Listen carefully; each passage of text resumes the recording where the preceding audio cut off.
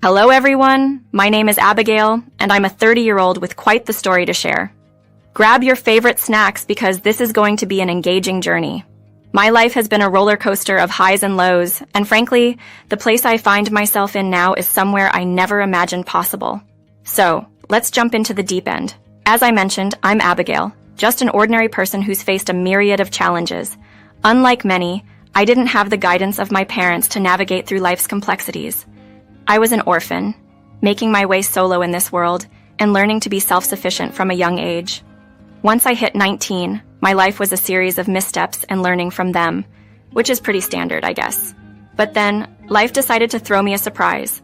Against all odds, I landed a full scholarship to attend a reputable university. Imagine going from fearing a future without direction to being handed this unbelievable chance. I grabbed at it with both hands, choosing to double major in finance and media.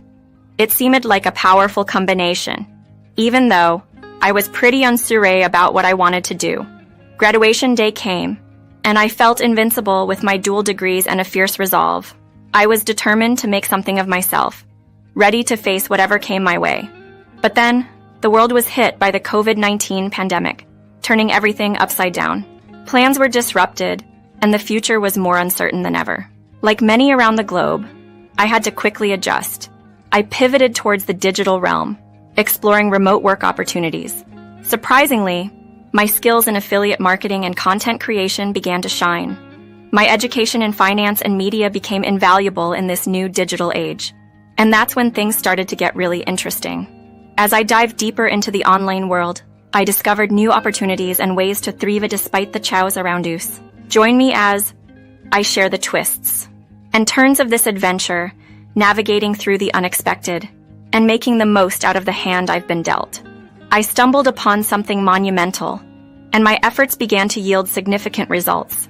Climbing the ranks, I transformed into an emerging businesswoman, gaining not only wealth but also a profound sense of confidence and self-assurance.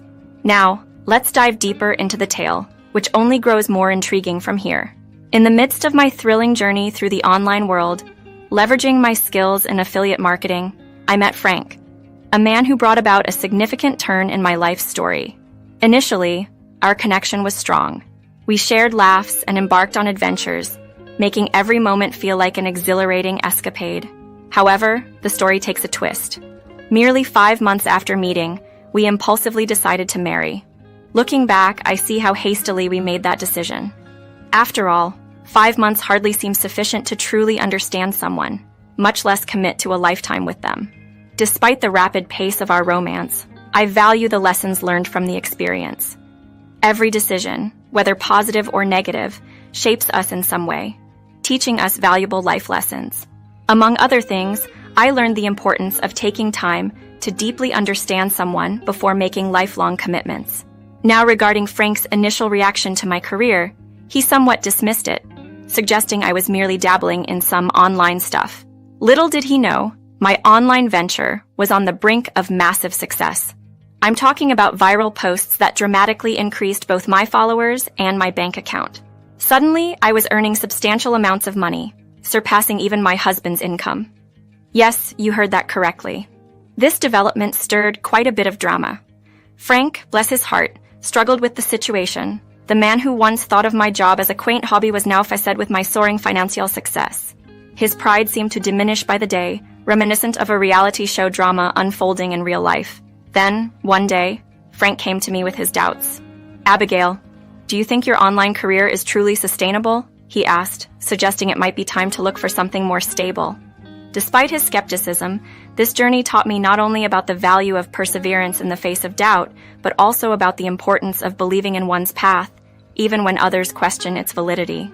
"Are you implying that my work isn't valuable?" "I'm actually earning more than you," I retorted, somewhat taken aback by his insinuation. It seemed to strike a nerve. I could almost see the tension pulsating in his forehead. "No, that's not what I mean," Frank hurried to clarify. "I was thinking you might benefit from something more reliable, like a regular job, or maybe even staying at home to manage household matters. You know, more in line with traditional roles." "Frank, you have no clue about the effort I've invested in this venture.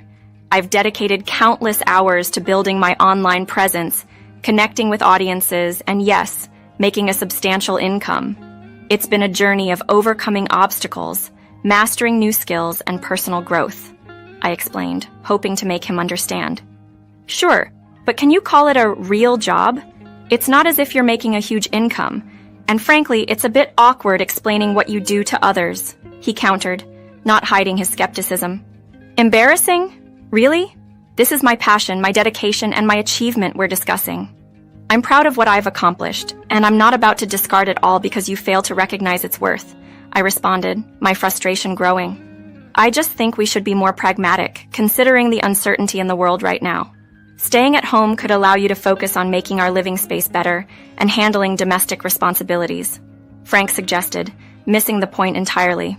Frank, I'm not going to sideline my aspirations and the progress I've made to fit into the role of a housewife. I deserve a fulfilling career that I take pride in. I deserve to pursue my own dreams and goals. If you can't support me in that, then perhaps it's time we reconsider our future together, I stated firmly. Our argument lasted for hours, and my patience with him dwindled. Before marrying Frank, I had my own place, which I then rented out for extra income. Given Frank's current stance, I started to question my decision to stay with him, even suggesting I might return to my own apartment until he resolved his insecurities and accepted my success. Okay, Abigail, I'm sorry. I was wrong to question your career. Please, don't leave. Forgive me, he pleaded, his tone shifting unexpectedly. His sudden change of heart caught me off guard. It seemed too straightforward, a moment that hinted at underlying issues yet to surface. Despite his promise of support, this conversation was a clear indication of the challenges we'd face ahead. Just when I thought we could move past our disagreement, the situation escalated the very next day. Instead of ninjas, I found myself facing a coordinated ambush by Frank and my mother-in-law, Emma. Both were armed with harsh words, criticizing my decision to ignore Frank's advice and continue with my online business, which they dismissed as trivial. Their confrontation was unexpected, and their words cut deep, leaving me emotionally wounded and overwhelmed with a sense of defeat. This was a job I had poured my heart and soul into, building it from the ground up, only to see it dismissed and belittled by those who were meant to be my pillars of support. But the assault on my aspirations didn't end with just words. They piled on household chores and tasks to an extent that left me drained, with little to no energy to devote to my career. It felt like a deliberate effort to undermine my achievements and shatter my resolve. As time passed, the effects of their relentless pursuit began to show. My business, once flourishing, started to suffer, leading to a decline in revenue. My online presence, a source of pride and confidence, was fading away. The situation had become my worst nightmare, a cycle of demoralization and manipulation from which escape seemed impossible. Every attempt to work was overshadowed by the barrage of insults and unreasonable demands they placed on me, making it hard to breathe, let alone focus on salvaging my career. The constant belittlement took a toll on my self-esteem, leading me to doubt my worth and question my capabilities, wondering if I was indeed nothing more than a housewife without purpose. Caught in this dilemma, part of me yearned to break free, to return to my own space where I could reclaim my independence and rebuild my life. Yet fear anchored me in place, the fear of their reactions, of facing the unknown alone. I longed for the days when I felt unstoppable and capable of overcoming any obstacle with confidence and determination. Despite the adversity, I knew deep down that surrendering to their narrative wasn't an option. I needed to find a way to reclaim my strength, to remind myself of the person I was before the turmoil, resilient, ambitious, and capable of weathering any storm. The journey ahead would be challenging, but it was a battle for my identity, my dreams, and my future. Everyone has their breaking point, and mine arrived with the force of a thunderstorm. The constant demands from Frank, pushing me to prepare gourmet dinners only to dismiss them and demand I start again, were unbearable. From morning till night, I was trapped in a cycle of cooking, leaving no room for my work or myself. It felt like a twisted form of control, a way to keep me subdued and anxious. On that fateful day, I reached the edge of my tolerance. I confronted him, refusing to be treated as nothing more than a servant at his beck and call. His reaction was explosive, more furious than I had ever witnessed. And then he crossed a line he had never crossed before. He struck me. That moment of impact was a jarring wake-up call, making the severity of my situation crystal clear. As I hit the ground, a fierce realization took hold of me, acknowledging the abuse I had endured for far too long. In a mix of anger and fear, and without a moment's hesitation, I found myself wielding a knife in defense, my hand shaking but my determination firm. Frank's apologies, filled with regret and pleas for understanding, meant nothing. The excuses were all too familiar, and I understood that there was no turning back from such betrayal. With the knife still in my hand, I declared my resolve to leave, and this time, it was for good. Packing my essentials hastily, I made it clear that any attempt to stop me would lead to me calling the authorities. As I left, Frank's tears and pleas only solidified my decision. I could no longer inhabit that suffocating, toxic environment.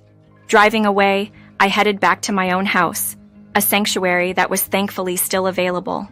It was there, in the peace of my own space, that I allowed myself to fully grasp the gravity of what I had escaped. The tears that followed were a mixture of relief and sorrow, a release from the tension that had built up over time. I had always known, from the stories and advice scattered through self-help books, that once someone resorts to physical violence, the pattern is likely to continue. I wasn't going to stick around to witness how much worse things could get. It was time to take back control over my life, to reclaim the independence and strength I had worked so hard to achieve. The road ahead was daunting, filled with uncertainty and the remnants of fear, but I was determined to navigate it on my terms. Stepping into a future of my own making was the first step towards healing and rediscovery. A journey back to myself, and the power I had momentarily forgotten was mine. Sitting in the sanctuary of my own home, I confronted the harsh reality I had been evading. The depth of the abuse I had suffered. It was a moment of raw vulnerability as I let the tears flow, a cathartic release of the anguish that had been festering inside me for too long. Amid this emotional upheaval, my phone rang relentlessly, each call's a reminder of the world I was trying to distance myself from. It was Emma, persistent in her efforts to reach me. When I finally picked up, weary and drained, her voice carried a tone of sorrow, almost resignation. She implored me to reconsider, to return to Frank and attempt to repair our fractured relationship. Her words, intended to persuade, only echoed the manipulative tactics that had imprisoned me. I was incredulous at her audacity, her suggestion that love could somehow rectify the deep-rooted issues. With resolute clarity, I rebuked her, expressing my determination to sever ties with that tormenting past and insisting that they leave me be. However, Emma's demeanor took a menacing turn as she threatened me with financial repercussions, alleging that Frank could claim my hard-earned wealth due to the absence of a prenuptial agreement. Stunned into silence, I ended the call, a wave of fear washing over me. The realization dawned on me that escaping their clutches wouldn't be as straightforward as I hoped.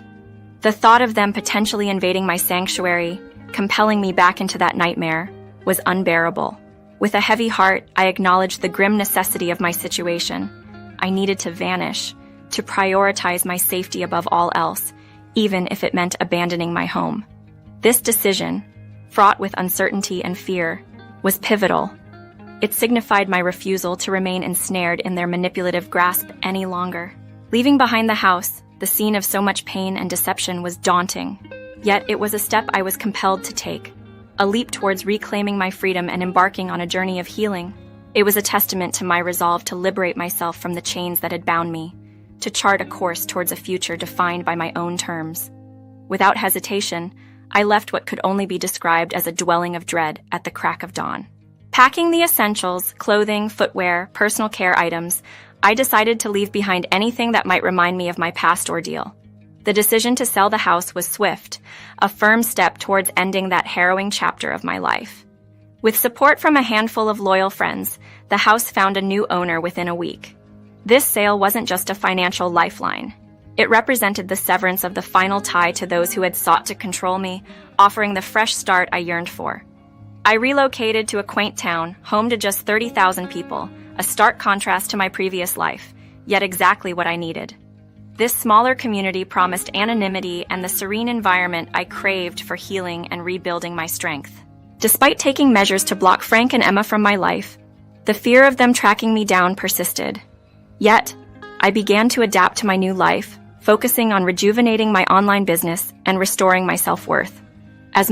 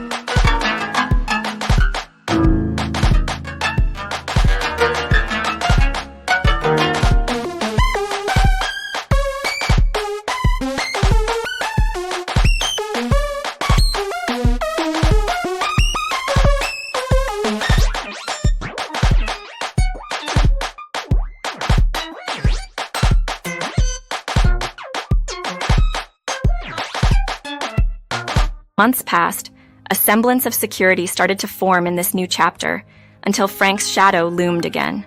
He resorted to creating new social media profiles to reach out, his messages a tumultuous blend of rage, desperation, and manipulative pleas. Yet, I remained vigilant, blocking each attempt, determined not to let his presence derail my progress. My resilience paid off as my online venture began to thrive anew, bolstering my confidence and reinforcing my belief in my ability to surmount adversity. In this newfound solitude, I plotted my next moves carefully, contemplating strategies for legally separating from Frank while safeguarding my finances. The idea of a post-nuptial agreement crossed my mind, though I was skeptical of its feasibility given Frank's intentions to keep me under his thumb. Frank's persistence intensified, with daily attempts to breach my newfound peace through new accounts. Despite this, I fortified my resolve, ensuring my location remained a secret and wrapping myself in a cloak of anonymity. This period of isolation became a time of empowerment, a testament to my independence and resilience, away from the destructive forces that once sought to stifle my potential. Looking ahead, I knew that navigating a divorce while protecting my earnings would be challenging, especially with Frank's relentless efforts to reconnect. Yet this ordeal had instilled in me a profound sense of strength and determination. I was ready to face whatever lay ahead, committed to living life on my own terms and free from the shadows of my past. Despite Frank's escalating threats and desperate messages, I chose to ignore them. However, one day, his words sent a chill down my spine as he threatened to burn down my house if I didn't return. Shocked by his brazenness, yet determined not to be intimidated, I blocked him once again and cut off all communication. After a brief period of silence, it seemed he might have finally understood that I wouldn't be manipulated any longer. Unexpectedly, a week later, a friend from my previous town sent a startling image, mugshots of Frank and Emma, caught attempting to set fire to my former residence. A quick online search confirmed their arrest for arson, and due to Emma's reckless admission that they thought the house was occupied, charges of conspiracy to commit murder were added to their list of offenses. The irony of their plan backfiring was not lost on me. The new owner thwarted their efforts, preventing a disaster. The boldness of their attempt left me